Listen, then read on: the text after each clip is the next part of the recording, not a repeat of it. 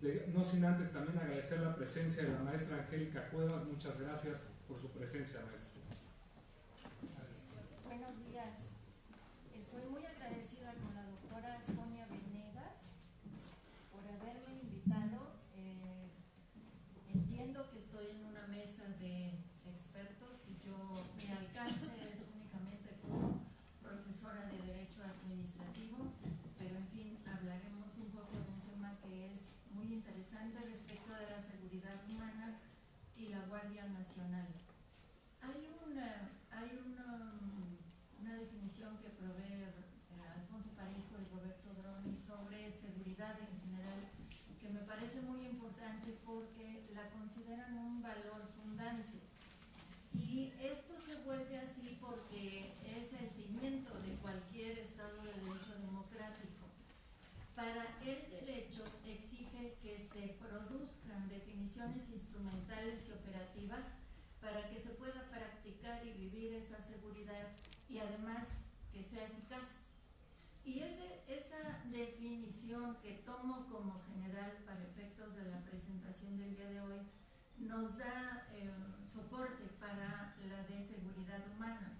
Según la ONU, la seguridad humana es el derecho de las personas a vivir en libertad y con dignidad, libres de la pobreza y la desesperación. La pobreza y la desesperación generan un cuadro sintomático que hace que al no tener iguales oportunidades para disfrutar de todos los derechos, no se desarrolle el potencial humano. Podemos pasar a la siguiente. Para la ONU, la seguridad humana prevé lo que son las amenazas tradicionales y las amenazas emergentes. Lo que viene a sumarse a la seguridad humana para hablar como tal de seguridad humana son esas amenazas emergentes. Amenazas que en un momento dado están en contraposición o hacen que no se llegue al desarrollo sostenible, y ese desarrollo sostenible para la seguridad humana debe estar centrado en el ser humano para atender a su bienestar integral y social. La seguridad humana y en el concepto que la ONU ha generado pone énfasis en el temor y el miedo que se reflejan en un problema de bienestar, porque se tiene la percepción de inseguridad y afecta con esto la calidad de vida. Las amenazas tradicionales tenemos entre ellas conflictos internos o conflictos externos, el control de armamento, el desarme, incluidos también desastres naturales en las amenazas tradicionales. En las amenazas emergentes estas se van sumando como terrorismo, delincuencia organizada, que incluso es transnacional, el problema mundial de adicciones en cuanto a las drogas, el lavado de activos, la pobreza extrema. Igualmente encontramos los desastres naturales que están siendo más calamitosos que antes incluso, los riesgos de ciertas enfermedades terminales como el SIDA, la trata de personas, los flujos migratorios descontrolados, en sí accidentes o incidentes marítimos, residuos peligrosos, el acceso y posesión de armas de destrucción en masa, entre otros. La seguridad humana aparece como tal, este término, en el informe sobre el desarrollo humano de 1994. Como ustedes saben, la ONU, a través del Programa de Naciones Unidas del Desarrollo, informa sobre la calidad de vida que se tiene en determinados estados del mundo. En este caso, a raíz de todos los informes que genera este programa, encuentran que el enfoque de la seguridad tiene que centrarse en el ser humano y no solo en el Estado, y que debe trascender la territorialidad estatal. Para proveer a la seguridad humana en ciertas regiones del mundo, se aplica también el Fondo Fiduciario de las Naciones Unidas para la Seguridad Humana. Este fondo se encarga de financiar proyectos, por ejemplo, sobre refugiados y desplazados internos, y sobre algo que particularmente me interesaría indagar sobre todo, es sobre la violencia urbana y sus efectos en la salud, educación y seguridad económica, personal y colectiva.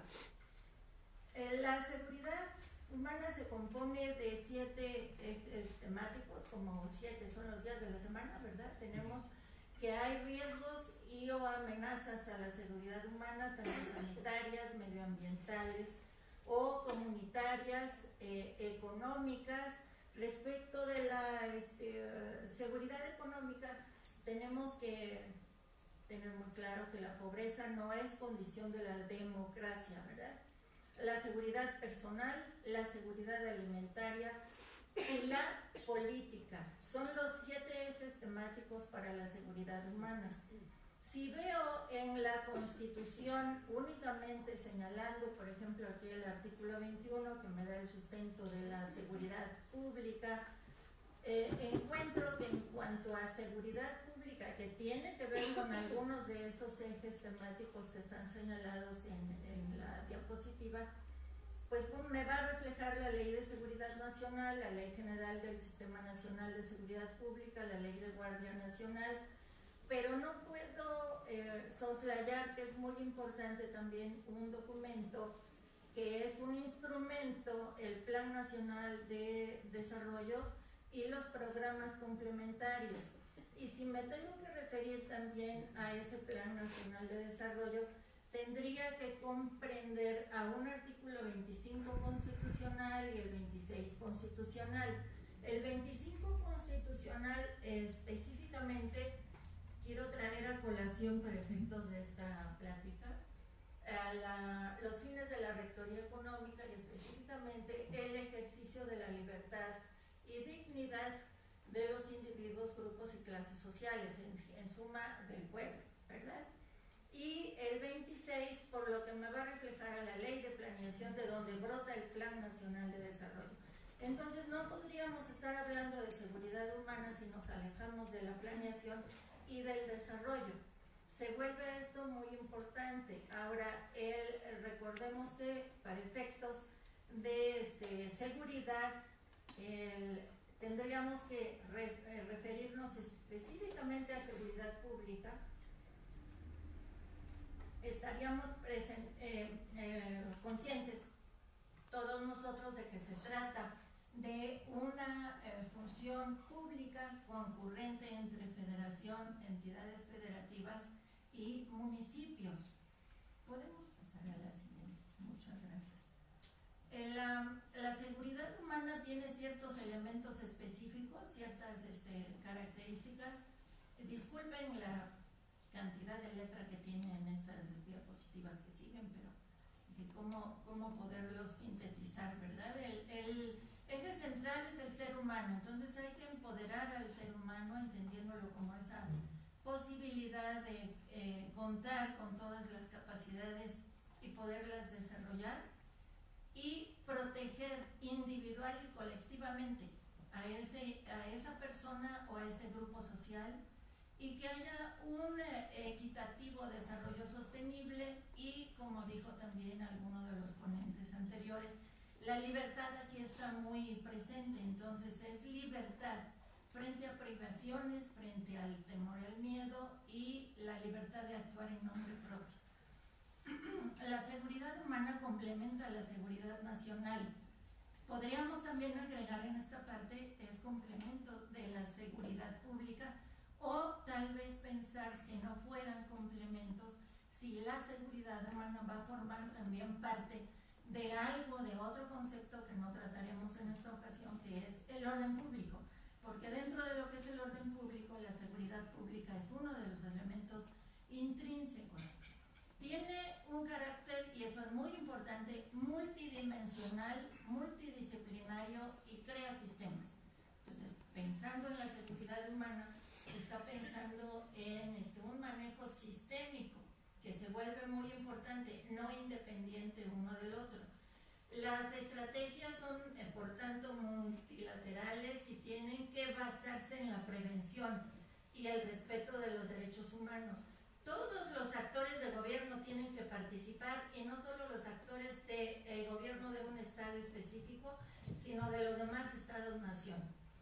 tanto trasciende al ámbito internacional, porque los fenómenos estructurales actuales provocan inestabilidad dentro de un estado y también lo provocan en otro. Y la idea es procurar que se aleje del uso de la fuerza y que se procuren negociaciones pacificadoras y que se construya la paz. Podemos pasar a la siguiente. Perdón, muchas gracias. No me voy a referir tanto a la normatividad internacional, sino tenemos aquí la muestra de los diferentes temas, que es una normatividad internacional indirecta en cuanto a la suma de tratados, convenciones, declaraciones, y nada más me detengo en este documento que es de la OEA, la Declaración de Seguridad de las Américas, porque particularmente en seguridad humana interesaría el aspecto de América Latina y el Caribe. Y esta Declaración de Seguridad de las Américas fue adoptada en la Ciudad de México en 2003 y se establece la cooperación bilateral, subregional y hemisférica frente a amenazas comunes para América Latina y el Caribe. Gracias. En esta diapositiva lo que pretendo es encontrar algunas semejanzas y diferencias entre leyes específicas para el tema que me permito sintetizar en un término: seguridad pública. Entonces tenemos por un lado seguridad nacional, que guarda diferencias, la seguridad nacional con la seguridad pública, pero para efectos de esta charla pues igual la estoy tratando de sintetizar. La Ley General del Sistema Nacional de Seguridad Pública y la Ley de la Guardia Nacional. Notamos que para la Ley de Seguridad Nacional el fin primordial es el mantenimiento de la integridad, estabilidad y permanencia del Estado mexicano. Para la Ley General del Sistema Nacional de Seguridad Pública, los fines sobre todo versan en relación a la integridad y derechos de las personas, preservar sus bienes y la persecución, investigación y persecución de delitos. Y la Guardia Nacional, la Ley de la Guardia Nacional, la establece como una institución de seguridad pública, sobre todo para aplicar ordenamientos de corte federal. Tiene también que ver con vida, integridad, seguridad, bienes y derechos de las personas, pero sobre todo en recintos del ámbito federal. Eso lo podríamos, ya supongo que en otra de las mesas lo habrán tocado o la mesa anterior. Particularmente me interesa notar cómo no hay en ninguno de estos ordenamientos, y en especial en este que brota de 2019, de este año, no hay una mención expresa en cuanto a la seguridad humana. En este caso, pienso que se está continuando con el enfoque tradicional que está priorizando el territorio y la integridad del Estado, de que es una situación que justifica desde luego las Fuerzas Armadas de la Guardia Nacional. Entiendo perfectamente eso. Ahora, respecto de la Guardia Nacional, pensaríamos que una Guardia Nacional es de actuación permanente, desde luego, en un estado, pero de presencia esporádica, porque si se tienen cubiertos la satisfacción la provisión de los satisfactores que necesita la sociedad, la Guardia Nacional sería de presencia esporádica, pero esa presencia ya se está haciendo constante, ya se está haciendo cotidiana, y se exige ya incluso dónde está la Guardia Nacional para enfrentar algún problema. Para enfrentar problemas que tienen que ver sobre todo con la carencia de un desarrollo social adecuado. Ahora, para no abundar mucho en el tiempo, la Ley de Seguridad Nacional tiene en la ley encontramos que la seguridad nacional se rige por los principios de legalidad, respeto, responsabilidad, respeto a los derechos fundamentales, y se escribe así: de protección a la persona humana y garantías individuales y sociales, entre otros. Entonces tiene una breve referencia a la protección humana, pero veríamos si eso, haciendo un estudio, veríamos si eso es equivalente a seguridad humana en un momento dado. Solo llamo la atención en ese punto. ¿Podemos avanzar? Aquí en esta diapositiva pretendo hacer algunas diferencias entre seguridad humana, seguridad nacional y seguridad pública. Platicamos hace un momento que de seguridad pública pues está para salvaguardar la integridad y derechos de las personas y sus bienes, y sobre todo va a preservar libertades, orden y paz pública. La seguridad nacional, podríamos decir que está preservando eso, pero se encarga de la defensa del territorio y de la soberanía nacional sobre todo. En cambio, la seguridad humana, su eje central es el ser humano, no solo la defensa del territorio nacional, y requiere la participación de los países que integran una determinada región, como en nuestro caso América Latina y el Caribe, y requiere la participación de organismos internacionales. Y aquí de nuevo tengo los ejes temáticos que ya habíamos comentado. Entonces tenemos una aproximación a las diferencias entre ellas. ¿Podemos pasar? Hace un momento hablaba de la importancia de la planeación. Igual ofrezco disculpas por tanta cantidad aquí de letra, pero no me pude resistir a incluir toda esta parte. Pude haberla obviado, pero les comentaré.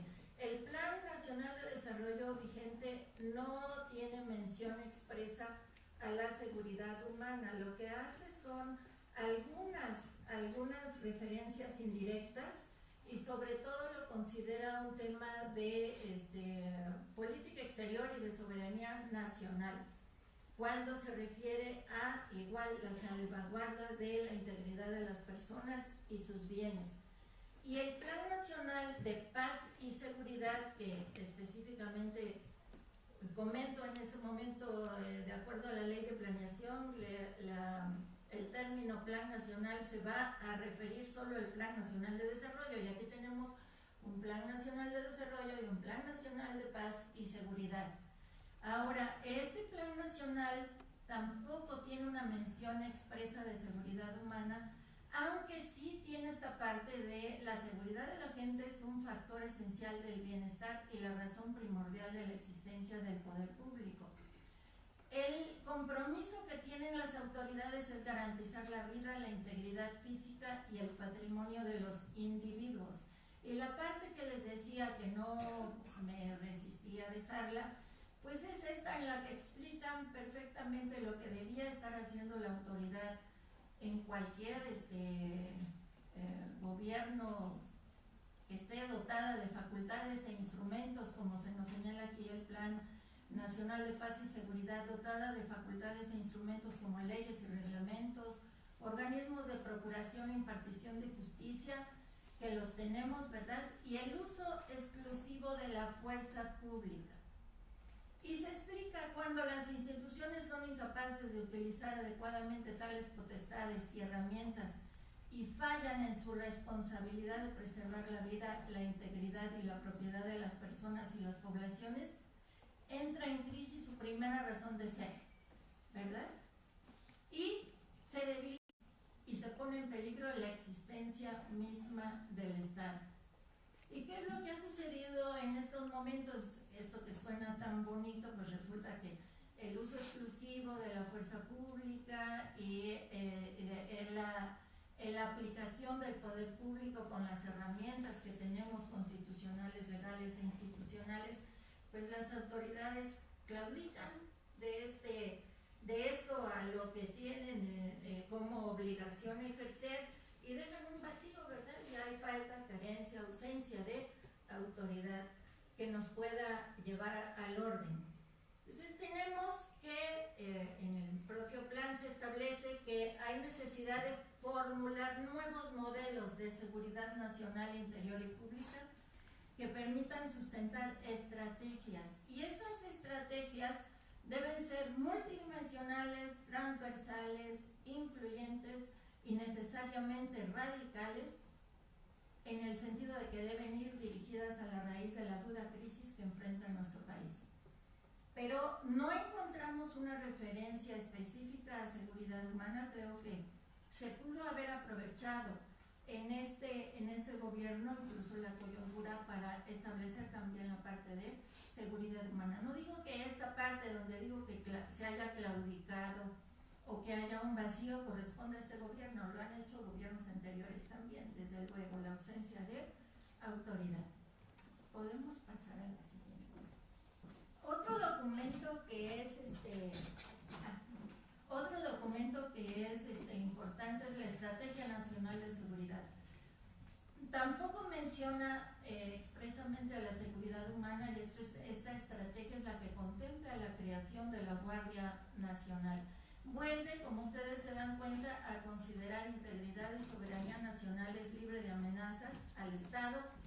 Vuelve a hablar de integridad territorial y soberanía nacional, y solo dice que hay que fortalecer un modelo de seguridad con profundo sentido humano, y sí hace una referencia en este último recuadro de los múltiples riesgos y amenazas que sufre nuestro país como otros países de la región, entre ellos estos que serían parte de las amenazas emergentes, las nuevas amenazas.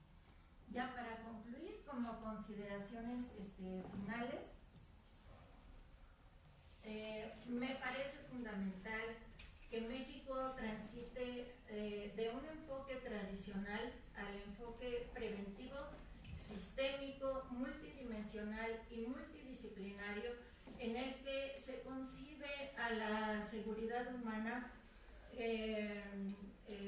porque lo que se pretende es esa progresiva protección de la seguridad humana dentro de las agendas académicas, las actividades diplomáticas y por supuesto necesariamente de las actividades gubernamentales. Así que se necesita una cooperación conjunta y coordinada. La coordinación y la cooperación se vuelven fundamentales en los temas de seguridad y por supuesto en los de seguridad humana, y el concepto de seguridad humana entonces lo vamos a entender como un referente mínimo para garantizar a las personas un ámbito de seguridad al satisfacer sus necesidades básicas, pudiendo evitar miedos y temores que en muchas partes del mundo tienen los seres humanos. Muchas gracias. Repito mi agradecimiento a la doctora Sonia Muchas gracias, doctora Rosa Carmen Gastón. Nuestro siguiente orador es doctor en Derecho Constitucional Electoral, cuenta con muchos estudios de diplomados y especialidad en la materia. Ha sido auxiliar jurídico en la dirección jurídica en el municipio de Tenango del Valle, secretario auxiliar y secretario proyectista, y actualmente secretario de Estudio y Cuenta en el Tribunal Electoral del Estado de México. Sin más preámbulos, doy el uso de la voz al doctor Mario Enríquez Carvajal.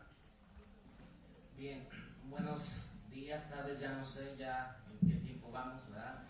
Pero desde luego agradecer a todos y cada uno de ustedes la asistencia, sin duda convocados por este gran tema de seguridad nacional. Sin duda agradecer también al doctor Daniel Márquez, a la doctora Pastora y a la doctora Sonia Venegas por la invitación a participar en este evento. Y desde luego, bueno, pues agradecido con este distinguido presidium que sin duda, pues profesionales muy expertos en la materia. Ya tuvimos desde luego una mesa,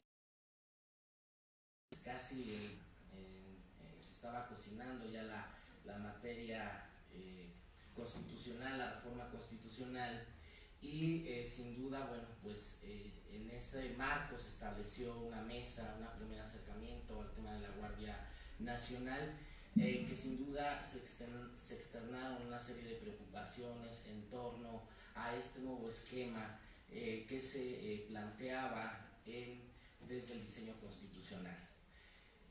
A unos meses es preocupante que no solo se haya sin duda quedado en una muy acelerada, al vapor, una reforma constitucional que me parece que sin duda creó un monstruo constitucional, ¿no? ¿Por qué? Porque desde luego tenemos una serie de problemas. Ya el doctor Ibarra Palafox analizaba cuestiones de la propia ley de la Guardia Nacional, cuestiones de inconstitucionalidad, pero yo me quiero centrar sin duda en la propia reforma constitucional, en donde se hace una mezcla, ¿verdad?, de la participación de militares, navales y de la Policía Federal en un solo cuerpo, que sin duda tiene funciones muy distintas. Ya la doctora que me antecede en el uso de la voz hace una distinción entre el tema de seguridad humana, seguridad pública y seguridad nacional. Y me parece que todo se conjuntó ahora en esta Guardia Nacional, ¿no? Vamos a ver qué fusionamos y a ver qué sale, ¿no? Y yo creo que es preocupante, no solo desde la ley de la Guardia Nacional, sino desde la propia reforma constitucional, porque sin duda, bueno, esta discusión cuando se dio precisamente se estaba dando estos primeros trabajos en el anterior Congreso, pues se discutía este tema de la intervención o no de los militares, ¿verdad?, en este nuevo cuerpo de la Guardia Nacional. Se esperaba pues que fueran más reflexivos los diputados, los senadores, en torno a tomar puntos importantes con relación a su intervención. Ya hemos tenido otros sexenios donde se hablaba de la militarización, ¿no? Y parece que lo constitucionalizamos, ¿no?, participando los militares, la naval, la Policía Federal. El problema es que también, ¿verdad?, lo lanzamos como un experimento a 5 años y ver qué sucede, ¿no?, como el sistema de justicia penal, ¿no?, en donde hoy día no, ya después de que finalmente entraba en vigor este nuevo sistema, pues todavía carece, adolece. Ya decía la doctora From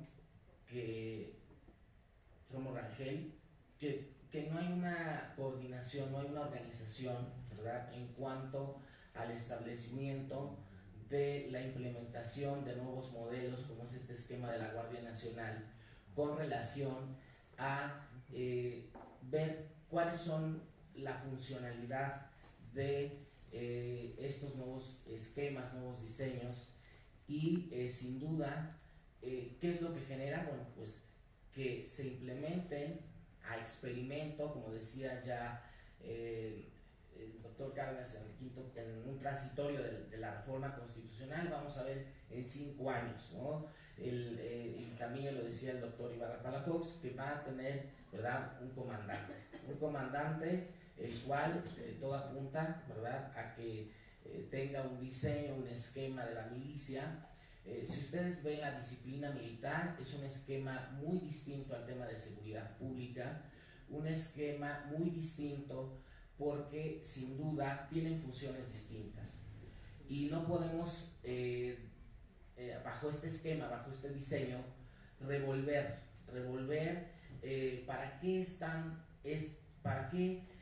diseñadas cada una de ellas. El ejército, la naval, para la defensa de la nación, para la seguridad de la nación. La seguridad pública tiene otra finalidad, ya lo decía la doctora en sus láminas, ¿verdad? El tema de la integridad, ¿no?, de las personas, este orden, mantener este orden. Y desde luego el tema de la seguridad humana, que está muy vinculado al tema del un concepto del desarrollo humano. Y el tema del desarrollo humano, pues sin duda nos lleva al tema de libertades, que es totalmente opuesto, ¿sí?, a lo que si pretendían en la Guardia Nacional reducirlo al tema de seguridad humana, pues están totalmente distanciados, porque el tema de seguridad humana atiende a libertades, a necesidades básicas del ser humano, ha centrado a la persona, y que sin duda sí puede haber una vinculación, pueden encontrar un eje que coincida o de coincidencia, pero sin duda la seguridad humana es más amplia. Ya nos los exponían en algunas láminas. La seguridad humana se relaciona con temas de violencia, desarrollo humano, de salud, cambio climático, de alimentación, es decir, de una serie de temas muy distintos a el tema de lo que quiere recoger la Guardia Nacional, ¿no? Entonces yo creo que nosotros tenemos tiene un problema desde el diseño constitucional de conceptualización de lo que se quiere de la Guardia Nacional. Vamos a llevar este experimento a ver qué tal funciona y si no, ya vemos. Entonces, sin duda, creo que desde la parte teórica se están, desde luego, confundiendo cuál es finalmente para qué estamos el tema de la seguridad pública, el tema de la seguridad nacional y el tema de la seguridad humana. Me parece que son bifurcaciones muy distintas y que no podemos soslayar en ello. Ya decían también aquí el tema el tema de la seguridad humana, porque abarca un sinfín de temas, está centrado en la persona, y ya lo decía el doctor Ibarra, hay muchas violaciones a derechos. El problema es que con la ley de la Guardia Nacional sí, pues dices, bueno, es inconstitucional, no soy legitimado para la acción de inconstitucionalidad, pero sí lo soy en un amparo, ¿no? En un amparo contra leyes, ¿no? Pero el problema es que parece que este nuevo modelo iba a garantizar un poco una parte de esa seguridad humana que finalmente anhela la persona, y parece que es distante, porque ahora le diste más obstáculos para poder enfrentar cuando se ponga en marcha esta funcionalidad. Y de entrada, el esquema interno de la Guardia Nacional choca en sus funciones. Vas a tener militares, navales con una disciplina, una formación distinta y adiestrados para una función que es la seguridad nacional, y a la Policía Federal, que se resiste a entrar en ese esquema en donde está para la seguridad pública, bueno, entre comillas, ¿verdad? Porque parece que está para la inseguridad, ¿verdad? Pero de cierta manera involucras a esquemas distintos, a funciones distintas que finalmente van a llevar, digo, no es de presagio, ¿verdad? Pero a un rotundo fracaso, como lo es el sistema penal. No está funcionando, y además el problema es no hay seguro estoy que no va a haber un diagnóstico o un seguimiento para ver qué tanto funciona. Y lo otro que ya se comentaba aquí en la mesa, el problema es después de 5 años, si no funciona, vas a seguir dejando al ámbito militar, al que tiene otra finalidad y otra función. Y desde luego, desde el tema de la seguridad pública, que es una preocupación, pues hay estadísticas y esquemas en donde desde luego se ha incrementado la violencia, se han cometido una serie de comisiones de delitos, y parece que la Guardia Nacional viene a ser, pareciera la panacea, y ya con esto va a quedar resuelto el tema de seguridad.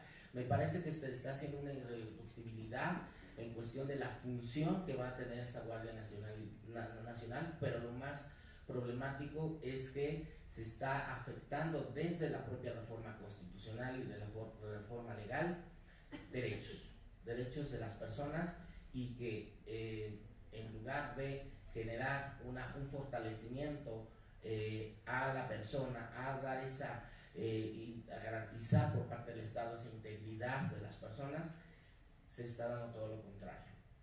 Entonces, ¿qué nos deja esto? Pues que desde luego, ¿verdad?, tenemos que reflexionar desde la propia reforma constitucional, desde analizar nuestro diseño, desde establecer quiénes van a participar en la Guardia Nacional, qué funciones, dejarlas claras desde el texto constitucional, porque parece que, ¿verdad?, ya lo decía el doctor Ibarra, en la ley hicieron totalmente lo opuesto.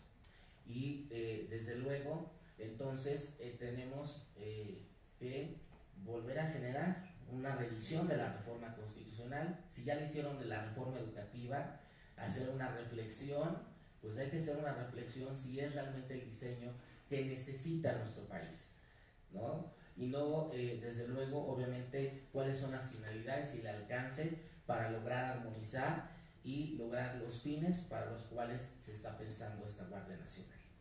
Muchas gracias.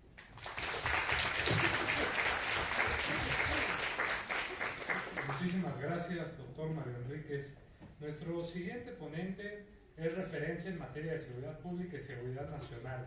Tiene una amplia trayectoria, por lo que, si me permite el doctor Bizarretea, solamente diré que es politólogo, es académico, catedrático de la Facultad de Ciencias Políticas y Sociales de la UNAM, también tiene estudios en Derecho por esta casa de estudios, ha dado miles de pláticas a nivel nacional e internacional, pero yo creo que la mayor riqueza es escucharlo. Tiene el uso de la voz el doctor Emilio Bizarretea Rosales.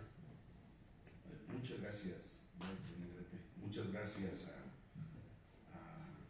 a este gran panel, y obviamente muchas gracias al doctor Ibarra por sus comentarios y de los comentarios de los ponentes anteriores, y obviamente a ustedes. Mire, voy a tratar de abreviar esta pequeña intervención abocándome al tema de la operación de la Guardia Nacional. El tema es fuerte, es obvio que hubo un apresuramiento en términos estrictos de una demanda que en la estructura del sistema político mexicano pidió el propio presidente de la República.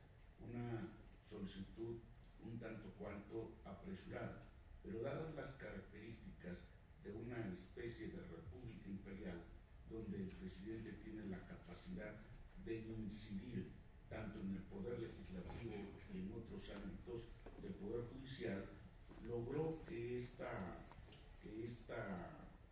reforma constitucional y esta ley de la Guardia Nacional se aprobara, incluso con el soporte de los gobiernos de los estados, que los llevó a lo que en la práctica había una discusión anterior sobre el mando único. Un tema delicado, pero muy importante. Déjenme que les ponga en esta perspectiva. Sin duda alguna, la Guardia Nacional es un híbrido. Y por híbrido quiero plantearlo de una manera muy metafórica. Es el centauro Quirón. ¿Sí? Tiene esa perspectiva. No es la tesis del animal político de Aristóteles. Es el centauro Quirón. Y déjenme que vaya a esto. Me voy a referir a algunas dificultades. El tema del reclutamiento. ¿De dónde van a salir los elementos de la Guardia Nacional? ¿Cómo se van a formar? El tipo de recursos.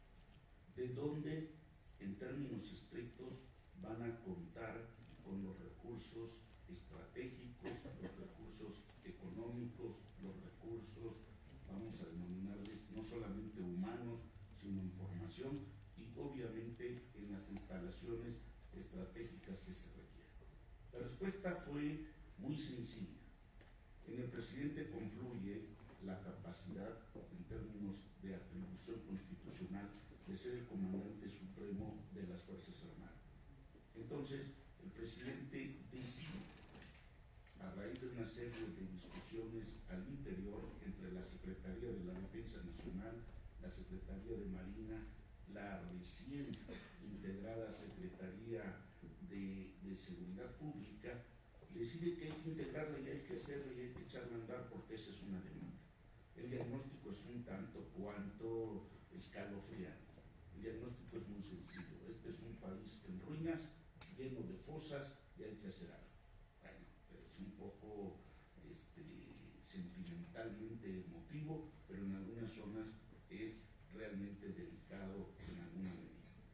Entonces, ¿qué es lo que se crea con este híbrido que han mencionado varios de los ponentes? Primera, se extrae de la policía militar, de la policía naval y algo de la policía federal. En el diagnóstico de estrategia de seguridad pública y en el plan de paz es la primera vez que una institución es defenestrada tan abiertamente como es la Policía Federal, de señalarla de corrupta y de inútil. Pero son los que tenían, en el estricto sentido, tienen esta formación de la idea de una policía civil de aproximación directa, que en este caso es lo que buscaba la Guardia Nacional para evitar caer en el problema de la militarización. Es un problema fuerte, debo decirle. La formación es distinta, la formación de las Fuerzas Armadas es distinta a la formación policíaca en términos de su racionalidad, los objetivos son distintos, podemos tener ciertos valores importantes e incluso defender su doctrina militar, pero es una cosa distinta. Como la idea de la Guardia Nacional del siglo XIX que se ha mencionado ahora, otra cosa, no tiene nada que ver con la idea de la Guardia Nacional actual, para empezar. Pero el detalle aquí es que coincide con una serie de afirmaciones. Esto generó luces amarillas porque se pretendía desaparecer la Policía Federal, desfondar a la Secretaría de la Defensa y a la Secretaría de Marina y crear este híbrido que, bueno, pretendía resolver, no sé si el problema de la seguridad pública, pero sí un problema que el presidente estaba detectando. Con todo respeto lo tengo que decir. Entonces, ¿a dónde nos lleva? Se le van agregando varios elementos a la iniciativa de ley original, que cambia, que también se vuelve un híbrido, porque el que estaba como proyecto original, por ejemplo, no contemplaba la formación policíaca en los estados, no hablaba de esta renta económica de la Guardia Nacional para los estados y los municipios. Hubo una serie de dificultades que se han ido observando. Pero hay un problema serio, el número. Déjenme, al margen de que si el presidente dice que ya había 80,000 y luego dice, en términos estrictos en el informe, que son 60,000. Yo me quedo con el dato, no me quedo con las mañaneras, me quedo con el dato oficial de que son 60,000. Son 58,300, pero 60,000 para manejar. Si ustedes observan esta logística, que es militar en su aplicación de policía civil, los activos se dividen en tres partes. La primera son los que operan, los que actúan en campo. La segunda son el soporte de los que operan en términos de ser sustituidos en una emergencia inmediata. Y una tercera es un apoyo que está sustentando los pertrechos, los habituallamientos, la logística, el tema, incluso hasta podría caber ahí una parte del área de inteligencia que se requiere. Bueno, 60,000 entre 3 me da la posibilidad de optar por 20,000 elementos en campo. Es decir, solamente contamos para horas hombre, 24 por 24 o 24 por 7, ¿sí? De 20,000 elementos. Déjenme que les diga que hay un problema práctico. Nada más con el caso de Trump, que modificamos política migratoria, política exterior y definiciones de política interior, ¿sí? Se fueron 27,000 elementos de la Guardia Nacional a la frontera norte y a la frontera sur. Hace unos días se anunció en la gira de Puebla que se iban otros 17,000 a Puebla. Los números no van a fallar. 27,000 más 17,000 son 44,000 en términos estrictos. Con los activos a números cerrados a 60,000, nos quedarían ¿cuántos? 16,000 elementos activos de la Guardia Nacional. ¿Para cuidar qué? Para cuidar, pónganlos ustedes, nada más se lo voy a poner. Las alcaldías en la Ciudad de México corresponderían a 900, por lo que antes era una delegación y ahora son las alcaldías, 900 sujetos. 900 sujetos divididos en la logística de 3 significa 300 individuos por alcaldía. ¿Qué podrían hacer? Y lo digo con respeto, 300 individuos en dos de los temas más delicados que tenemos en términos de la lucha entre cárteles en la Ciudad de México, nada más en la Ciudad de México, para el caso de Iztapalapa, Tláhuac, la parte que está en Tlalpan y en Coyoacán, donde en este momento la lucha por la seguridad pública se ha recrudecido. La verdad es muy poco, por no decir nada. Entonces traemos este problema: feminicidios, acoso, violencia sexual, muertos, homicidios, todos los casos que ustedes pueden señalar están entrando en esto. Este es el dato, no hay manera. Segundo, ahí les va. ¿Qué vamos a hacer con la Policía Federal? 17,000 están en desacuerdo de pasar a la Guardia Nacional. Déjenme que les cuente una brevísima historia. 200 gafes nos generaron el problema en todo el territorio nacional, que generaron los Zetas y que en este momento es una dificultad que no han podido todas las Fuerzas Armadas ni todas las policías estatales y municipales. 200. Regreso al tema de la Policía Federal y no me voy a meter al asunto de su seguridad social, nada más al dato muy críptico. 17.500 no quieren estar. Vamos a suponer que la mitad, y lo voy a ir cerrando el número, 8.000 aceptan readscribirse, 8.000 quedan volando. De esos 8.000, voy a suponer, no quiero pensar que sean tocados por la narcodelincuencia 8.000, la mitad, 4.000, van a tener que trabajar. ¿A dónde se van a ir? No 4.000, voy a decir que la mitad de la mitad, 2.000. Miren, compañeros, 2.000 elementos activos de la Guardia Nacional de origen o de la Policía Federal metidos a la ruta de la narcodelincuencia es algo delicado, porque además se los tengo que comentar. Personal preparado en tácticas, logísticas, operativas y estratégicas. Es un tema delicado. Se acababan de dar de baja a 3 de los mejores francotiradores que hay en la Policía Nacional Mexicana. No le fallan a 800 metros. Debo decirles que le fallan por una diferencia de 5 centímetros. Llevarlos esos, perderlos, porque no cumplen el peso o porque no pasan el control de calidad que se está exigiendo, lo cual es necesario, nos va a llevar a aquellos que fueron capacitados, sean integrados o reclutados a la delincuencia organizada. Bueno, y luego, ¿quién va a resolver ese problema de los que se fueron de la Policía Federal a la delincuencia organizada cuando estamos desfondando Sedena, Marina, porque son los mismos activos? Un problema. El tema es mayor, pero no quiero entrar, nada más quería ver lo operativo breve. Miren, integrar, vean el lado positivo, integrar a uno de los militares del mando de la Guardia Nacional lleva entre 20 y 30 años, más o menos, su formación y preparación. Integrar un recluta reciente para la Guardia Nacional, el señor secretario Durazo, mi amigo, compañero a mis amigos, debo decirles que les dijo que no tenía 20 años, que ni siquiera tenía 5 años de esta administración, que él contaba solamente con 20 días para que entraran a la operación. Se le tuvo que decir que, bueno, que sí, es un modelo distinto, difícil en la operación. Y se los tengo que decir también, tenemos problemas con los recursos en la logística. Los recursos aparecen en los programas y en el presupuesto, pero no se pueden ejercer porque no existen. Son los famosos cheques de cartón que ya le están diciendo al ciudadano presidente que están brincando de todo el país en los programas de bienestar. Déjenme que les diga, y con esto cierro, porque no quiero ir más allá, es un problema que hay que analizar de fondo, no solamente el jurídico, lo jurídico es fundamental, la contradicción es flagrante.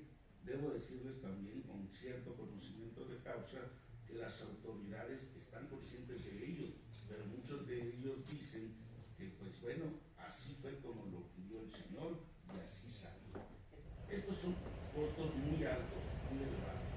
Los errores en términos de seguridad, cualquiera de las seguridades y de inteligencia, en la teoría se pagan en la práctica con sangre. No hay de otro.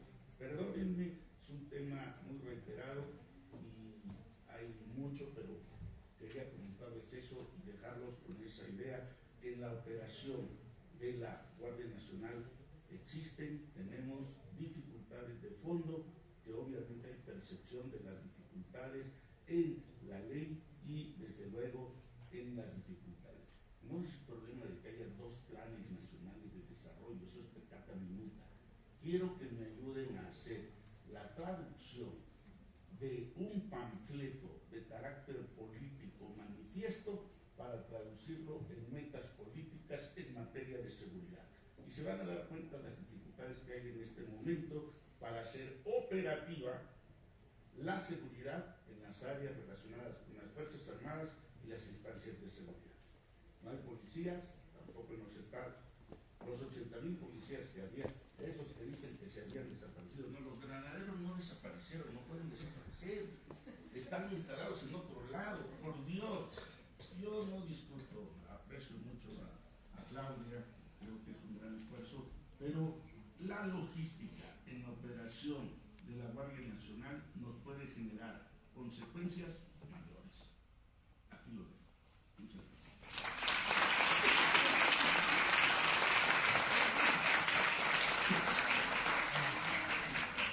Muchas gracias, doctor Emilio Bizarretea. Nuestra siguiente ponente también brilla no solo por su sencillez, sino por su preparación, ya que realmente son tomos curriculares, pero abrevaré solo a la síntesis que nos hizo favor de mandar para presentarla. Ella es doctora en Derecho por la UNAM, postdoctora por la Benemérita Universidad Autónoma de Puebla por el programa CONACYT para investigadores de alto nivel académico y un postdoctorado en la Universidad de Salento en Lecce, Italia. Démosle un fuerte aplauso a la doctora Lisbeth Xochitl Padilla Sanabria.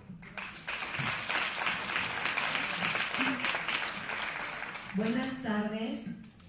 Bueno, para mí un gusto estar con ustedes y antes de comenzar agradecer la invitación a mi querida amiga doctora Pastora Melgar. Muchísimas gracias por incluirme en este maravilloso evento.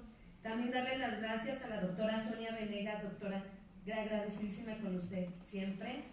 Y bueno, el tema precisamente de esta ley de la Guardia Nacional, voy a poner en contexto cuál va a ser la metodología que voy a utilizar, porque de repente por ahí hay otros pensamientos u otras líneas de investigación y entonces se tiende a confundir mi postura. Bueno, la metodología que voy a utilizar es el funcionalismo jurídico del profesor Günther Jacobs y también el análisis del sistema mundo de Immanuel Wallerstein. Y bajo esa perspectiva quiero comenzar con algo. Quiero indicarles que, de acuerdo a la revista Fortune, en el lustro pasado, México está considerado dentro de las 5 economías más fuertes del mundo a nivel de delincuencia organizada. Estamos hablando que solamente estamos por detrás de la número 1, la yakuza japonesa, la número 2, la mafia rusa, la 3, la mafia italiana, la 4, la mafia italiana de Nueva York y la 5, el cártel de Sinaloa. También les quiero dar otro dato. Daniel Stulin, en su libro Los secretos del Club Bilderberg, dice que en el año se lavan aproximadamente 590,000 millones de euros multiplicados por 6. Y esto únicamente por la parte de delitos contra la salud, es decir, narco. Edgardo Buscaglia dice que deja mucho más dinero la trata de personas que el propio narco. Y tenemos a integrantes de la Guardia Nacional percibiendo 19,000 pesos mensuales, ¿no? Otro tema que también es muy importante en este sentido es específicamente que en México México es el primer lugar de Latinoamérica en materia de delincuencia organizada.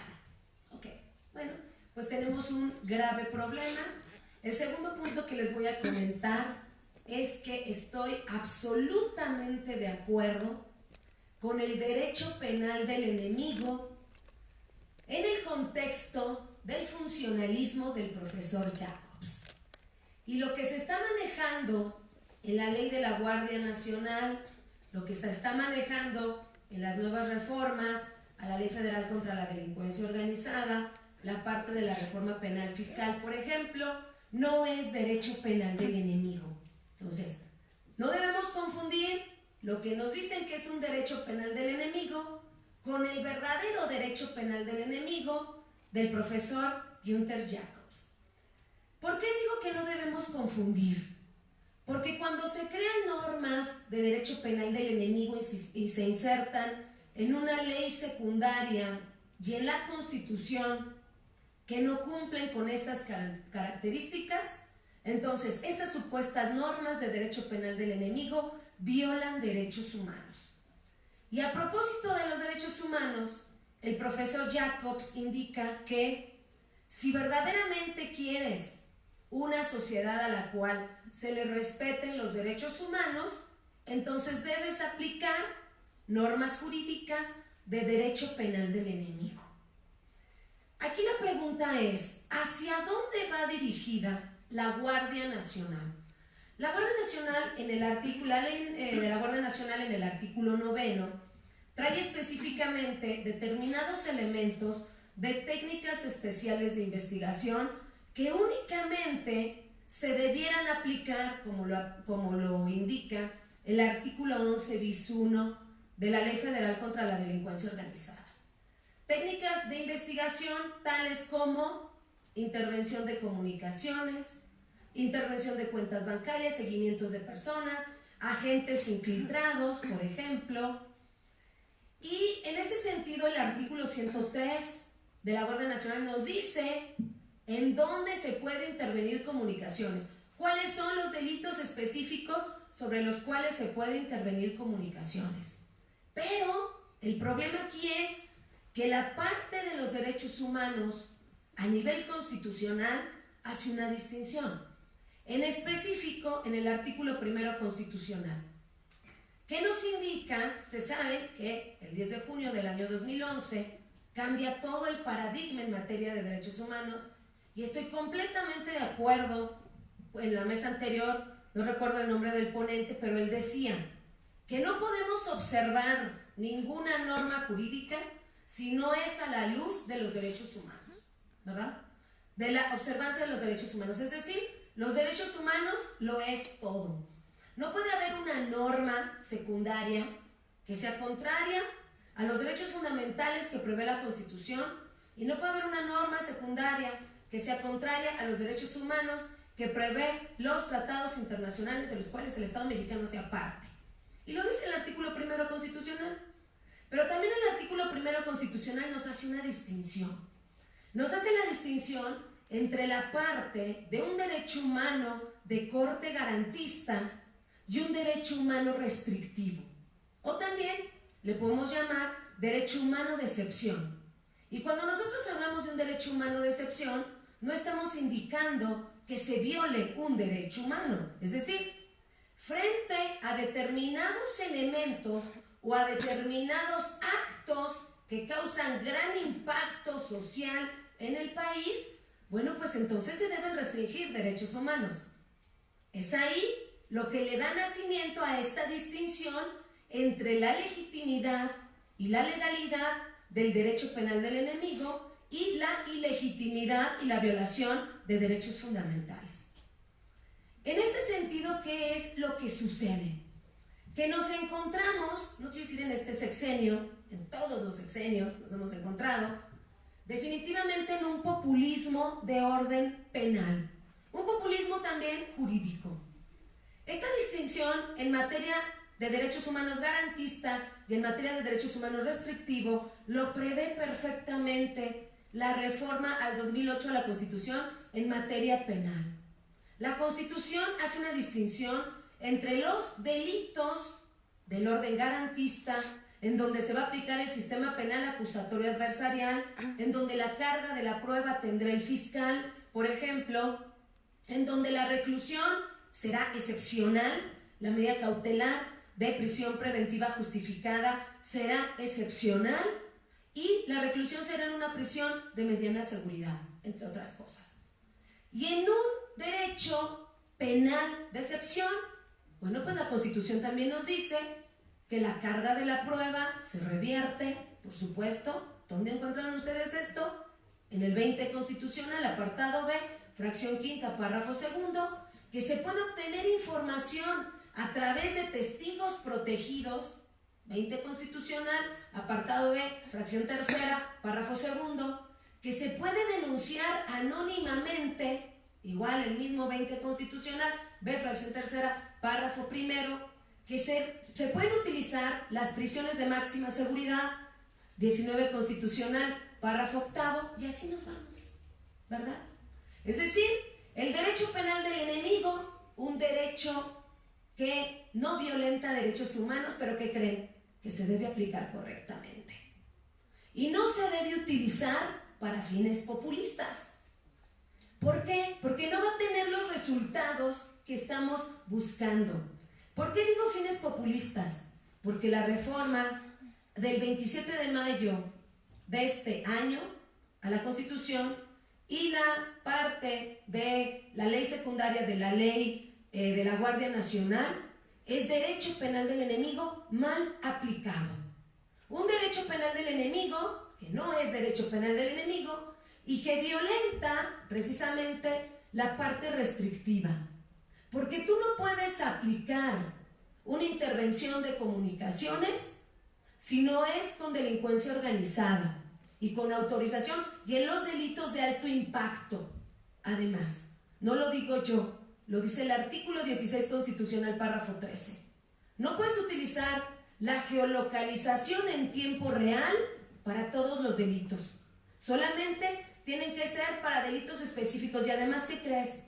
No es como la Inquisición, porque muchas veces me han dicho, doctora Padilla, es que el derecho penal del enemigo es de Inquisición. No es cierto, ¿eh? O sea, no es de que, ya lo señalo y ya mételo a la cárcel y después lo investigamos. No. Se tiene que hacer una investigación por parte, fíjense ustedes, 102 constitucional, por parte de la Fiscalía. Si hablamos de delito de alto impacto, por parte de la Fiscalía General del Estado o por parte de la Fiscalía General de la República. El fiscal anticorrupción no puede hacer investigaciones de alto impacto, por ejemplo. Entonces, bajo esa perspectiva, ¿qué es lo que está sucediendo? Que si no hacen una correcta investigación, las autoridades que deben ser, violentan derechos humanos. ¿Y qué creen que pasa con esta ley de la Guardia Nacional? Pueden realizar los miembros de la Guardia Nacional investigación. Pueden realizar investigación. Ustedes me dirán, bueno, doctora, es que eso también era para parte de los policías. Los policías pueden realizar investigación. Pero estamos hablando de una investigación de alto impacto, en donde se requieren agentes infiltrados, en donde se requiere intervención de comunicaciones. Ahora les voy a decir hacia dónde va dirigida esta ley de la Guardia Nacional. Porque si hemos visto detenidos, ¿verdad? Si hemos visto, por ejemplo, a Rosario Robles, claro que lo hemos visto.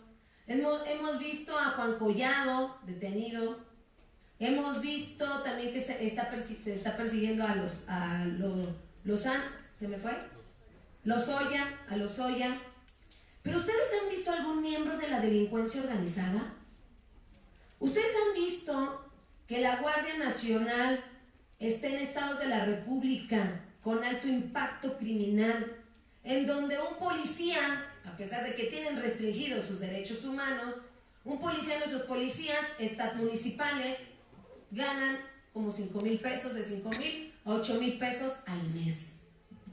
En donde un delincuente organizado tiene acceso al huachicol, el delincuente organizado tiene acceso al secuestro, el delincuente organizado tiene acceso a la trata, y ahí nos está atacando. Y en ese contexto me voy a traer a Emanuel Wallerstein con su análisis de Sistema Mundo, ¿no? Y Emanuel Wallerstein nos dice en su libro, ¿no? Análisis de Sistema Mundo, una introducción, nos dice, a ver, ¿cuál es el fin último del sistema? De todos los sistemas, ¿eh? Nos podemos ir en la Edad Media, nos podemos ir al Sistema Mundo moderno, que es el que analiza Wallerstein, desde la parte del liberalismo, del estado de bienestar social, la parte de la posmodernidad, el neoliberalismo, el necroneoliberalismo y el populismo actualmente, ¿no? Como le llaman. Y nos dice Wallerstein, ¿cuál es el fin último? Bueno, pues el fin último es la acumulación incesante de capital. Y quizás sea algo muy sencillo, ¿no? A ver, la acumulación incesante de capital. Pero Wallerstein, por lo menos no lo dice en el libro, Wallerstein no nos hace la diferencia de cómo es que se obtiene más capital desde una perspectiva sistémica. Yo ya les di números. ¿Se obtiene más capital desde la perspectiva de la legalidad o desde la perspectiva de la ilegalidad? ¿Qué creen ustedes? 19,000 pesos, Guardia Nacional, como bien lo decía el doctor Emilio Bizarretea, como bien lo decía. Por supuesto que les pagan más nuestros policías con restricción de derechos humanos. Si les inicias un procedimiento administrativo de responsabilidad o un proceso penal o simplemente los quieres quitar de su cargo, ya no tienen derecho a la reinstalación, a la reincorporación, así dice la Constitución, a la reincorporación laboral. 123, apartado de fracción 13, párrafo segundo, ¿no? Ya no tienen derecho. Entonces, en ese sentido, ¿quién son los que nos protegen? ¿Cómo quieres proteger de una delincuencia organizada con ese salario y con esa restricción al ejercicio de los derechos humanos? Es más, ¿o será que Wallerstein tiene razón?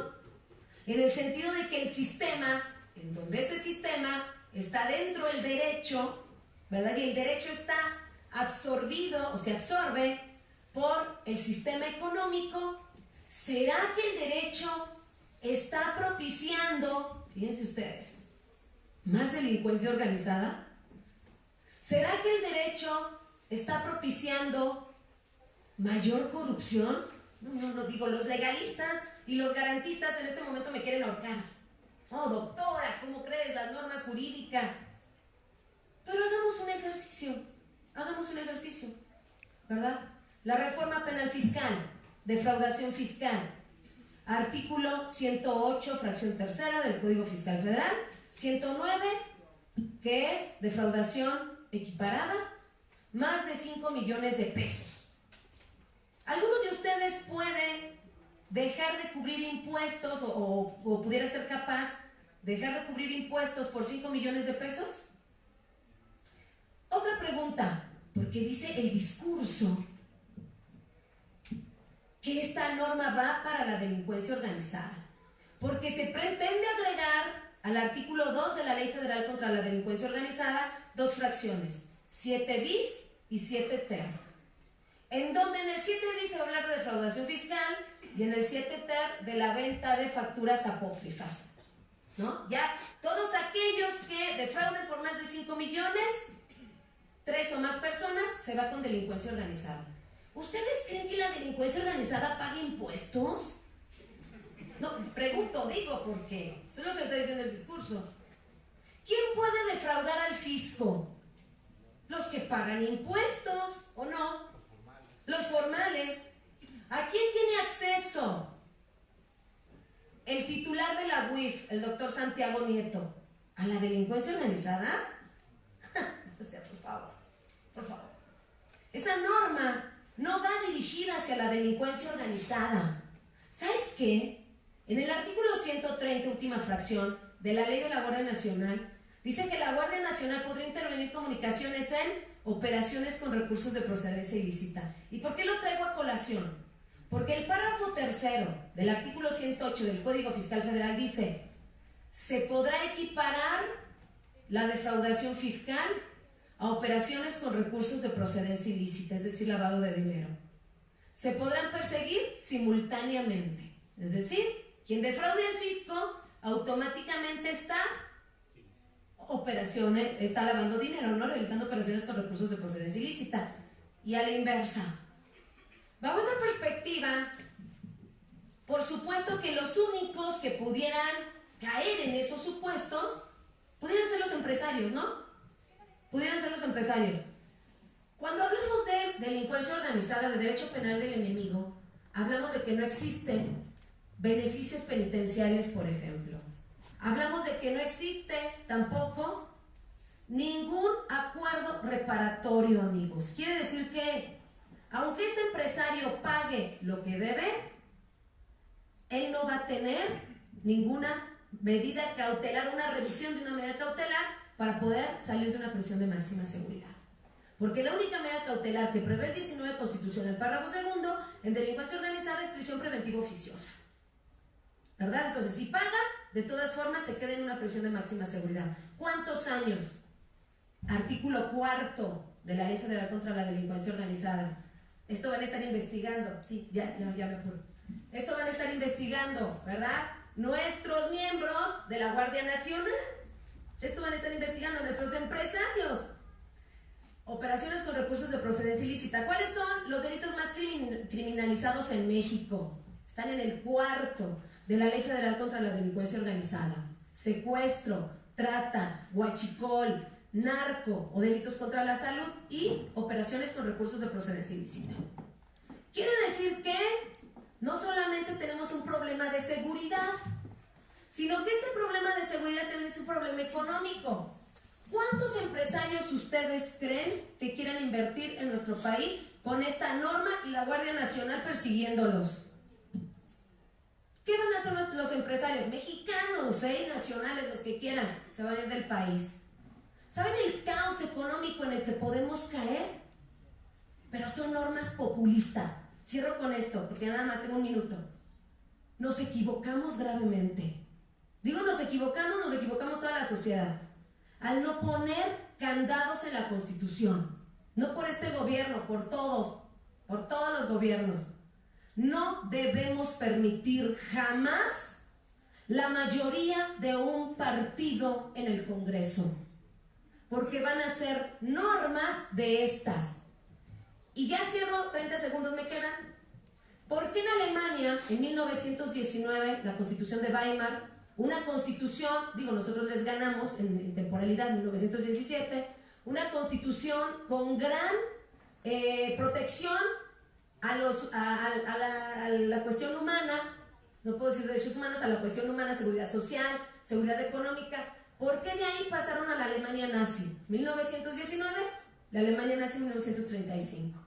Porque había una gran pobreza social. Se necesitaban líderes en ese momento. No quiere decir que nos vaya a pasar lo mismo. Quiero decir que de una democracia podemos pasar a un estado totalitario. En México, la mitad de mexicanos están en extrema pobreza. Y sí, claro, necesitamos un líder. ¿Un líder qué? Que nos dé seguridad, porque no tenemos. Un líder que nos dé ¿qué? Economía, porque no tenemos. Pero con estas normas, por supuesto que vamos en retroceso. Les agradezco infinitamente su atención.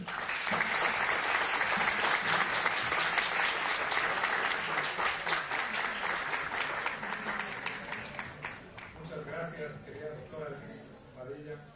Ahora, finalmente, es un gusto también y un honor tener su presencia en este foro de la doctora María José Rodríguez Rejas. Ella es doctora con estudios latinoamericanos por la UNAM, tiene una maestría en gestión y planeación del desarrollo de la Universidad Complutense de Madrid y tiene diversas publicaciones, entre las cuales podemos destacar 3: La norteamericanización de la seguridad en América Latina, El miedo y la cultura de la guerra, impactos de la norteamericanización de la seguridad y el proceso de militarización en México. Muchas gracias, doctora, por estar este día con nosotros. Tiene uso de la voz.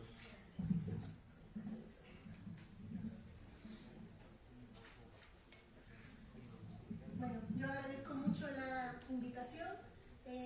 Aclaro que yo no soy especialista en análisis jurídico, mi formación tampoco es como abogada. Entonces, creo que un poco, cuando yo vi la invitación, otras veces me he reunido y he trabajado con algunas personas que sí hacen análisis en el campo jurídico y siempre me ha parecido interesante intercambiar. Yo creo que este tema de romper las fronteras disciplinares nos ayuda a generar diálogos, a abrir perspectivas e intercambios. Creo que lo que yo puedo aportar a esta discusión tiene más que ver con el tema de los contextos. Es decir, cómo es que llegamos a abrir un campo de discusión sobre la ley de la Guardia Nacional y cómo llegamos a esta situación como para tener que afrontar qué se va a hacer en términos de pacificar el país. Es decir, yo parto en mis análisis de que este ha sido un país en guerra, resultado de un proceso de lo que distintos autores, tomando a Harvey y otra mucha gente, trabajan como capitalismo de guerra, es decir, los procesos de políticas neoliberales que no son solo son también procesos de reestructuración, de refundación del sujeto social, tienen y están asociados a altísimos niveles de saqueo. De saqueo en dos planos, de saqueo de los territorios y de desplazamientos en los territorios, eso que conocemos ya hoy, ¿no? La cantidad de desplazados en este país, pero también de destrucción y saqueo de los cuerpos, que tiene que ver con el tema de seguridad humana. Y estoy hablando de niveles de muerte real, es decir, el neoliberalismo mata. Y no mata solamente en términos de la guerra explícita, esa que conocimos como la llamada guerra contra el narco, quiere decir que no empezó ahí. El tema de la militarización y del proceso de violencia sistemática y permanente en este país empezó bastante antes. Hay que remontarse al año 94 por lo menos. Pero tenemos por una parte entonces un tema de la violentación de los territorios, les digo, y de los cuerpos, porque hay otra parte de la población que no está muriendo solamente en un campo de batalla donde hay actores armados, unos legales y otros ilegales. Esto que conocemos en la contienda con la delincuencia organizada, sino que la gente también se está muriendo de condiciones. Luego, con eso quiero cerrar, con esa parte de la dimensión económica y social de la guerra, que es una guerra invisibilizada y que tiene una cantidad de muertes aún mayores que los de la llamada guerra explícita. Cuando hablamos de la guerra explícita, estamos hablando, según datos del Secretariado Ejecutivo del Sistema Nacional de Seguridad Pública, de 285.000 muertos. Para que se hagan una idea, esas cifras son mayores a las cifras formales de la guerra de Irak. Pero además el SIPRI, que es el organismo de Estocolmo en el tema de la guerra, habla de que para hablar de un conflicto de guerra tendríamos que estar rondando los 10.000 muertos y nosotros estamos diciendo que 285.000 personas, como cualquiera de los presentes. Que además estamos hablando en las cifras más convencionales de 35.000 desaparecidos, pero hay organismos de derechos humanos que hablan de 65.000 desaparecidos. Los que conocen los procesos que sucedieron en el Cono Sur, las cifras más altas que han sido documentadas son las de Argentina con 30.000 muertos, 30.000 desaparecidos de los que se recuperaron expedientes porque fueron denunciados. Es decir, estaríamos rebasando de forma cuantiosa, además de los desplazados. Y ese es un poco el contexto en el que yo dibujo cómo llegamos aquí. No llegamos porque nos volvimos locos, la población no es violenta por naturaleza, la pobreza en sí no es violenta, ¿no? Sino que hay un proceso de violentación previo. Y ese creo que es el tema que yo quiero poner sobre dónde se inscribe que tengamos que estar discutiendo en un país que nunca ha tenido, salvo en el momento de la revolución, grandes conflictos armados, ni acciones armadas, ni procesos de militarización permanente. Pero que sí podemos identificar para este ciclo que son al menos un ciclo de 40-45 años, si empezamos a colocar la línea del tiempo en la implementación sistemática de políticas neoliberales a partir del año 82. Entonces, ese es como el tema. Un tema que además creo que estamos ante una oportunidad histórica, uno para darnos cuenta de la gravedad. Creo que si hay algo que hay que valorar de este momento es que se abre el debate público, que no se había abierto durante mucho tiempo, y se los puedo asegurar, O sea, el tema de discutir qué pasaba con la violencia y con el proceso de militarización y con las acciones de las Fuerzas Armadas en tarea de seguridad pública ha costado muchos años. Y abriéndolo, estamos discutiendo el tema, pero también estamos discutiendo el tema sobre para dónde va este país y qué posibilidades tiene con las condiciones que tenemos. No es un asunto menor, porque la complejidad sí creo que es incluso más alta que la de Colombia. No me voy a detener ahí, pero para que se hagan a la idea, en el caso colombiano, como experiencia de un país en guerra que tuvo que plantearse el proceso de pacificación, con todas las críticas y cuestiones que ahora habría que revisar sobre cómo se llevó a cabo, sin embargo, uno de los actores armados ilegales tenía una opción ideológica. En el caso de México eso nunca ha sido así. Lo que tenemos son cárteles, ¿no? Grupos de delincuencia organizada que funcionan. Yo trabajo un poco con la idea de fractal, cuando uno hace el análisis y recupera estos temas de Bourdieu del campo social, de cómo funcionan. Se reproducen en grandísima, con los mismos esquemas, con las mismas formas, tanto en lo macro como en lo micro, y eso es muy difícil de controlar. O sea, ahora que estamos poniendo el tema en la mesa, que estamos poniendo los muertos, que estamos hablando de eso y que era necesario hacerlo porque de verdad no lo hemos hecho durante mucho tiempo, ahora tenemos un problema muy grave.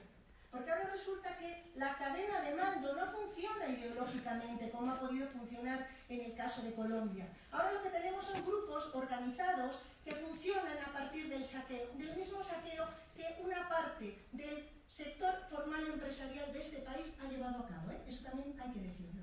Entonces, ahora es muy difícil de controlar y estamos diciendo qué vamos a hacer y qué vamos a hacer ante un proceso de militarización que no empezó ahora. Es decir, yo sitúo un poco en este recuento de cómo podemos hacer balance del tema de la Guardia Nacional y desde dónde discutirla. Yo digo, hay que discutirla desde el tema de qué aporta, qué no aporta, etcétera, y cuál es la secuencia. O sea, la secuencia del problema de militarización no empieza con la ley de la Guardia Nacional.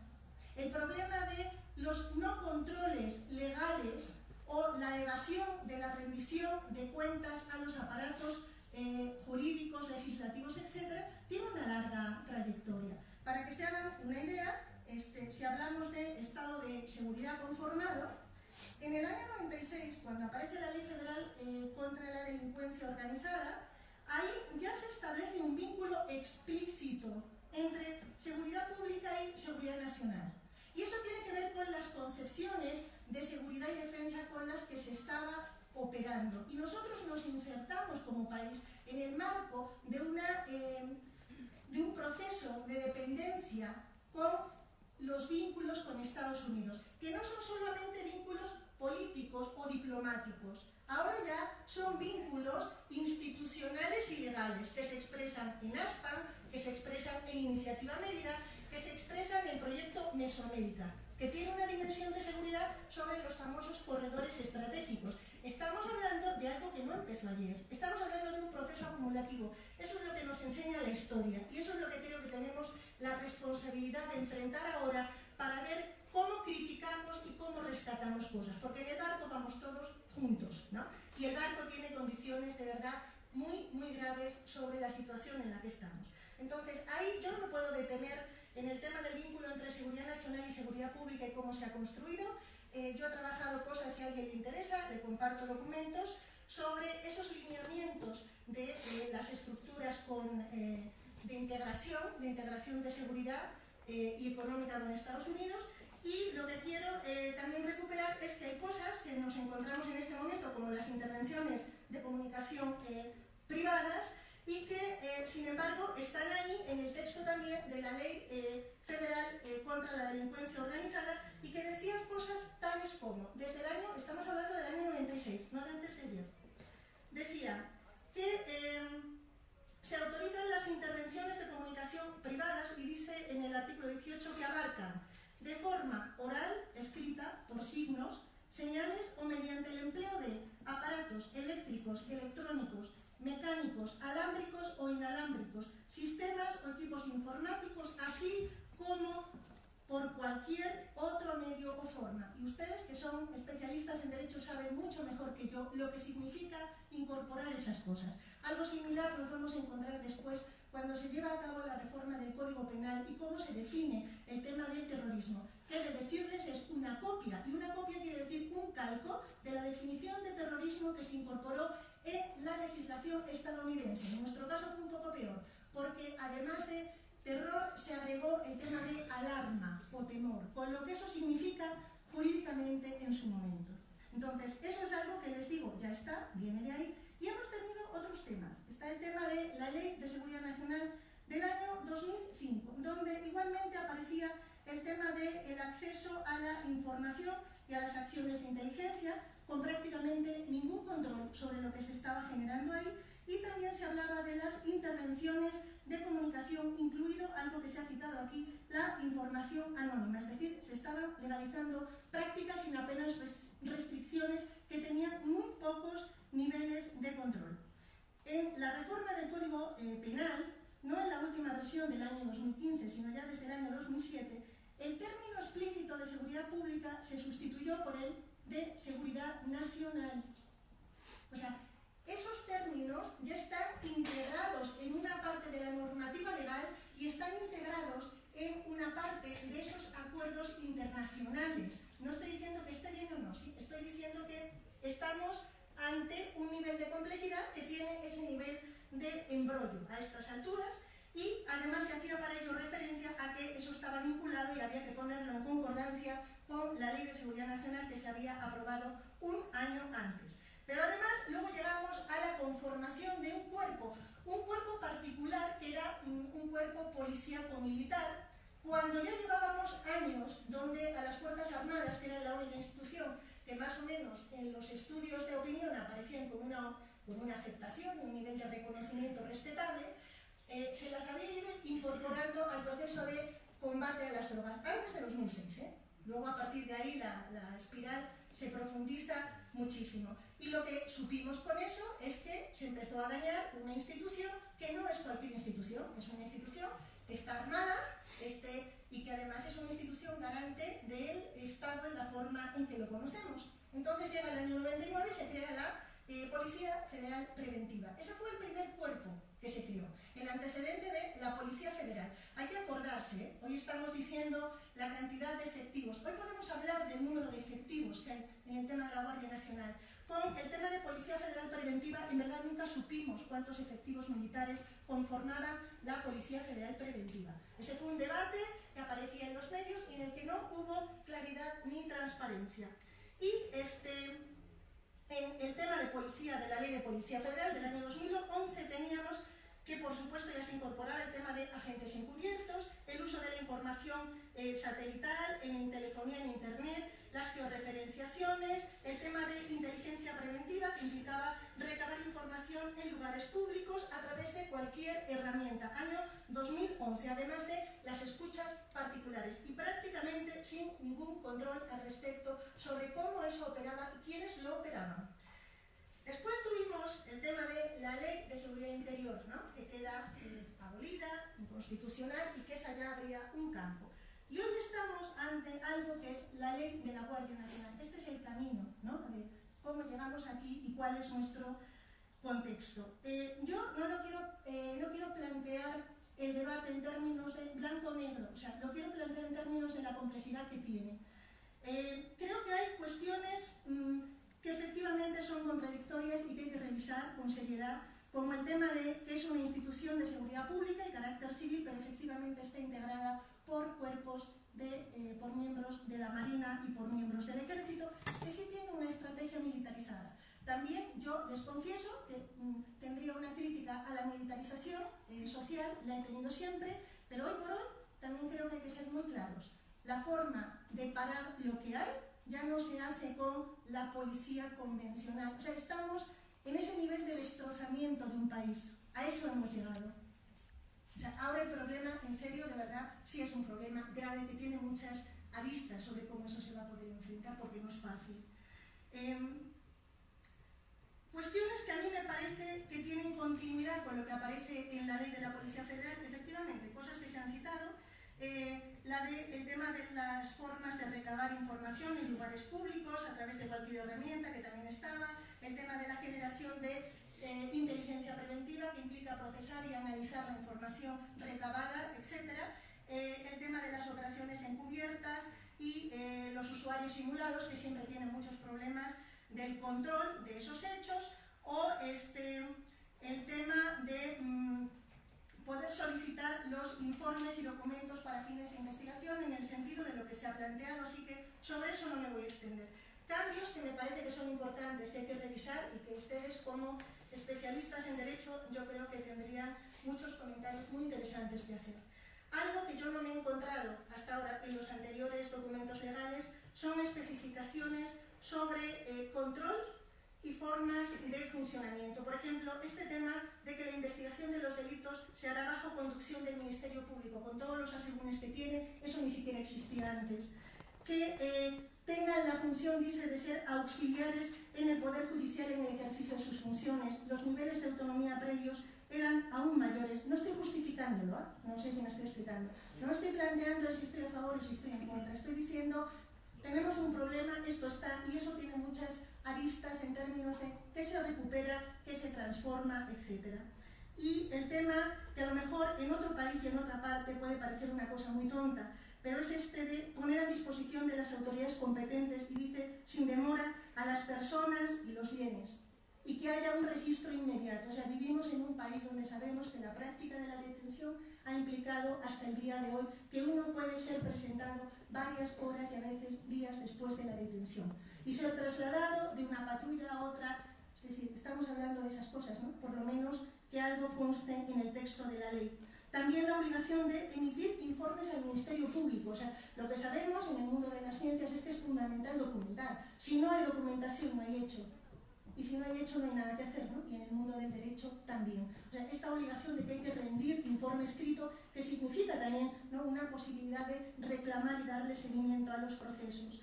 Y también el tema de preservar el lugar de los hechos o hallazgos. Hasta ahora, en este país, ¿no?, lleno de fosas, etcétera, etcétera, si vemos el caso de Ayotzinapa, lo que hemos asistido es permanentemente un manoseo, a un maltrato, ¿no?, del propio espacio que habría que haber cubierto para que el proceso legal pueda caminar, porque si no después los procesos legales no caminan ni van a ninguna parte. Y un tema que me parece que es muy importante que aparece en la ley es el control de armas a cargo de la Sedena. Para que se hagan una idea, en los informes oficiales internos e internacionales se habla de que en este país se pierden 2 armas por día, de la policía, 2 armas diarias. Hay un cálculo de más de 20.000 armas desde el año 2009. O sea, somos un país que está pistolizado. Sí, hay armas por todas partes, entonces sí hace falta control.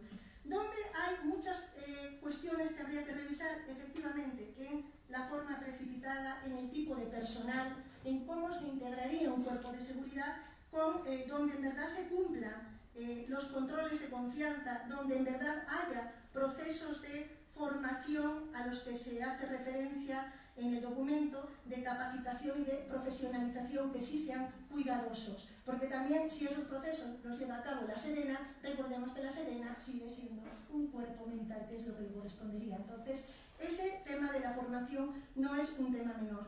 Y la otra cuestión que quiero poner, y voy a ir ya cerrando muy rápidamente, es que la ley de la Guardia Nacional embona y tiene conexión con la Estrategia Nacional de Seguridad Pública. Yo leí el documento y he de decir que me parece incluso, y lo debo decir, sorprendente. Creo que es el primer documento donde yo veo que hay una incorporación de contenido social. Y he revisado los documentos de seguridad de Estados Unidos, de la Unión Europea, de este país y de varios países de América Latina.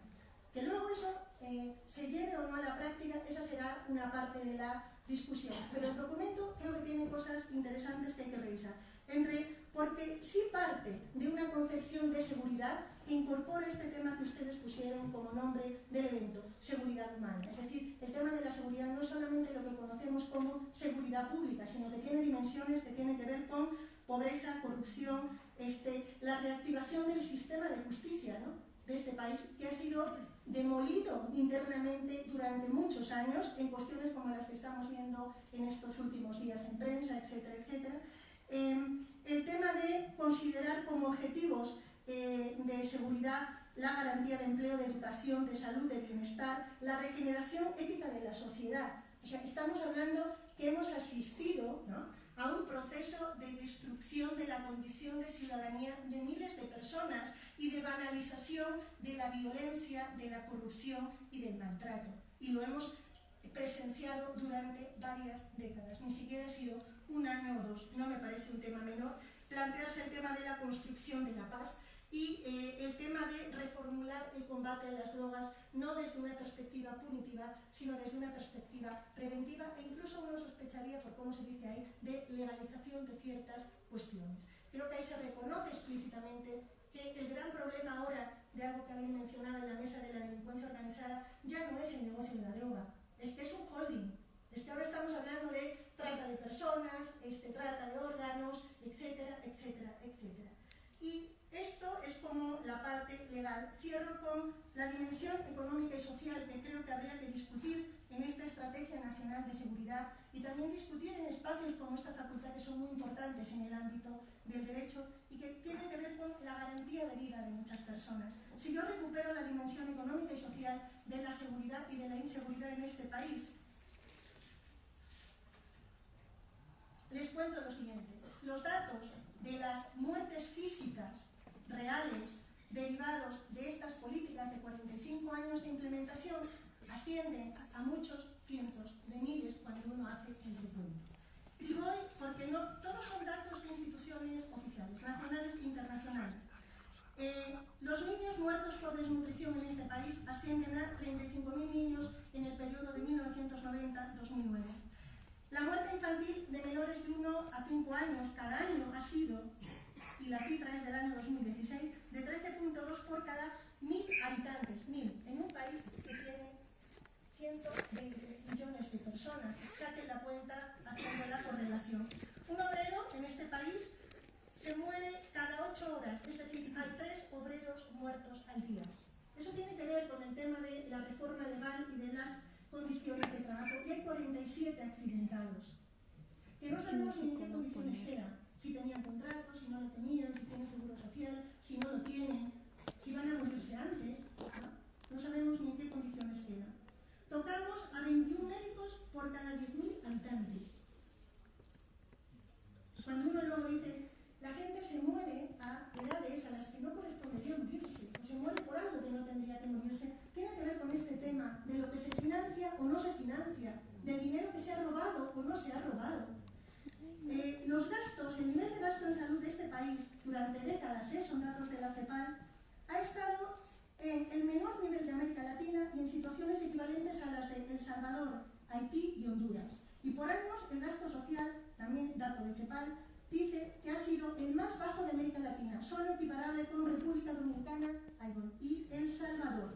Pero somos la segunda economía de América Latina y la 15ª del mundo. El 1% de la población de este país, de los más ricos, tiene el 40% de la riqueza.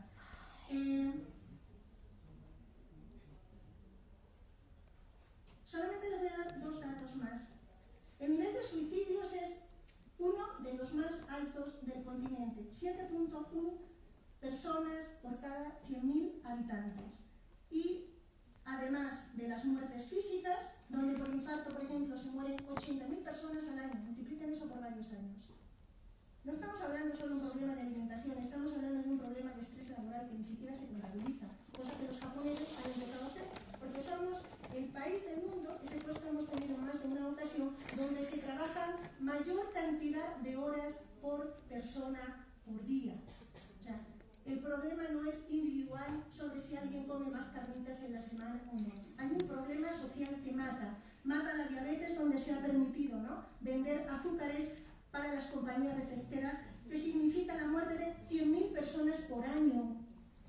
100.000 personas por año. Y así yo podría seguirles. O sea, quiero decir que hay un problema de seguridad que mata físicamente y que también mata anímicamente. Mata porque la gente se suicida y mata porque dice el IMSS que para el año 2020 la principal causa de incapacidad en este país va a ser la depresión y la angustia. Entonces, creo que estamos ante una cuestión central, porque además el 72% de los jóvenes entre 15 y 19 años no tiene acceso al sistema de salud.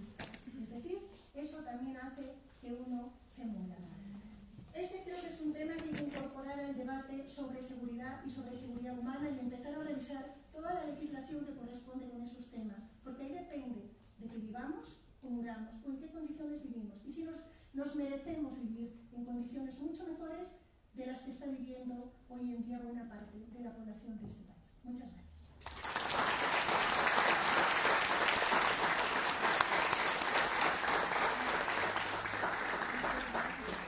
Muchas gracias, doctora María José Rodríguez Rejas. Gracias a todos ustedes y a nuestro panel. Antes de ceder el uso de la voz a la doctora Sonia Venegas para que cierre esta mesa con unas breves palabras, solamente los avisos parroquiales, recordarles que los invitamos a la segunda mesa que tendremos el día de hoy en este mismo lugar a las 5 de la tarde con temas novedosos y con grandes ponentes, entre ellos la ley del uso de la fuerza, que es el tema central. Y a los que se registraron o desean la constancia de asistencia, recordarles que es con el 100% y que hay que estar listos para firmar su asistencia. Cedo el uso de la voz a la doctora Sonia.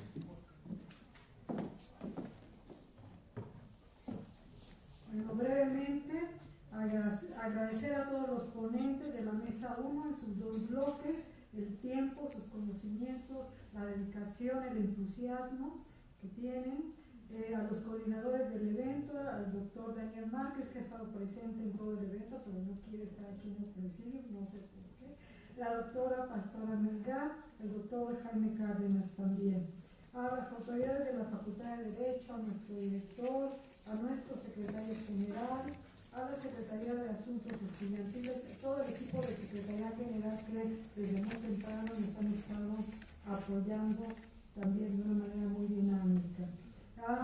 Ya se retiró nuestro moderador Juan Antonio Negrete, Ana María Ramírez, que estuvo transmitiendo a través de Facebook en vivo todo el evento, Dania Gómez en las inscripciones, Carlos Rodríguez en el café, y sobre todo ustedes, público asistente, que pues no tendría razón de ser toda esta organización si no se dieran una vuelta por aquí. Los invitamos a las mesas restantes, hoy de 5 a 7, mañana 9:40 a 12:20 y de 5 a 7 también. Muchas gracias.